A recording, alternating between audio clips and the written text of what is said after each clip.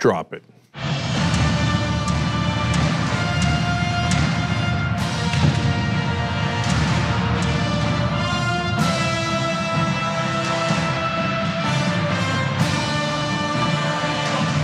Cenk, Uygur, Kasparian, Joe Sanberg, everybody. Joe's here. Joe, a bit of a presidential possible candidate. So let's see how that turns out, but fun. Joe was on the show recently challenging Howard Schultz to a debate, which Howard has still not accepted. Not yet. Yeah, it's interesting because he's doing town halls on CNN. He apparently likes to get his ideas out unchallenged, but we'll see if he picks up on your challenge, which I rather enjoyed. Okay, and I would love to see Howard Schultz engage in any kind of debate with any progressive. Let me ask, if we have the debate, where do you think we should have it? Maybe TYT, I don't know. I feel like CNN would be a good venue. Like, just want to mess with you. So on an Instagram, someone asked Alexandria Ocasio-Cortez, CNN or TYT? Just that question, right? She just leaned in and went, TYT. Oh, good. I have the same answer for you, Casper. Okay, TYT. Yeah. Okay, that would be great. Look, in all seriousness, I look forward to doing a lot of debates and a lot of interviews throughout the process. And we've talked to a number of people who are already, running for president or potentially running for president.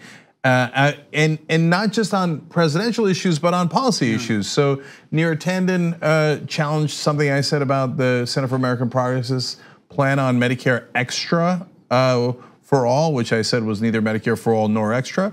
But I invited her on, and it's no joke. Like, I want to bring her on with Michael Leidy, who is at the Sanders Institute, and have a real conversation about Medicare. Well, dude, we're not Fox News and we're not television, so we don't have the same kind of time restrictions. So we can have a real conversation, whether it's Joe Sanberg versus Howard Schultz, or Neera Tanden having a conversation with Michael Leidy, and all of us finding out more about her plan as in the Center for American Progress, finding out more about Medicare for all, what the options are. I would love to do that. I just remembered something that I've been dying to share with you. So Cenk and I have a little tiny bit of a disagreement about NPR, right?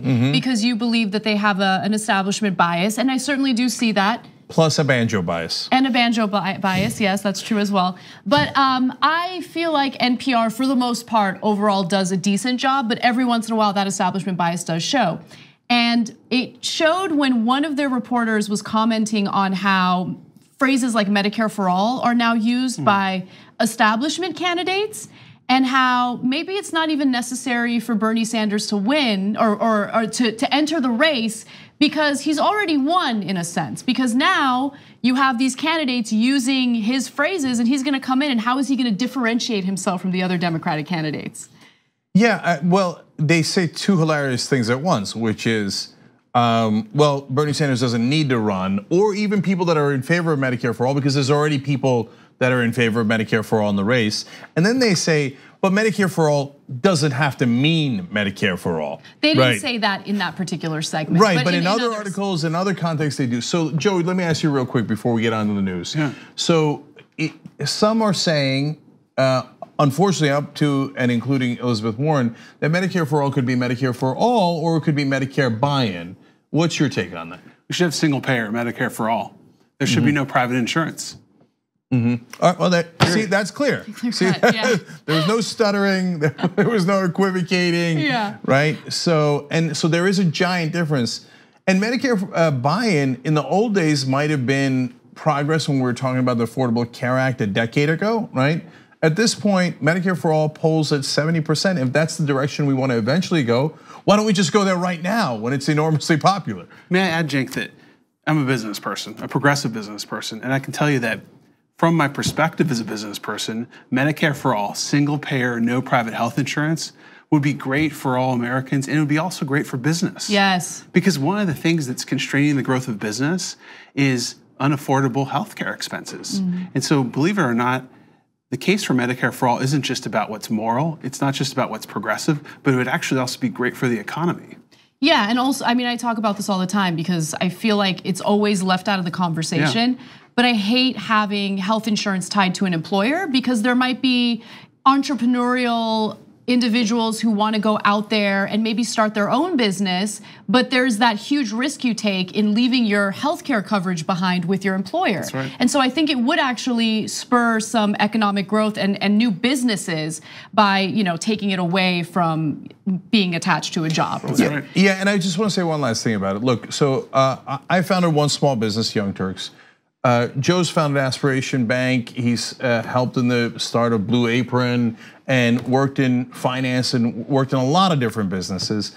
And I can tell you, both from the perspective of the employee who then is not captured by one company and beholden to them for fear of like literally losing their lives if they move to another company and lose their insurance, but also from the perspective of the employer, we're saddled with so many more costs than other companies in other countries because we have this bizarre system that puts the healthcare under the employer instead of under the government, which is what every other developed country does.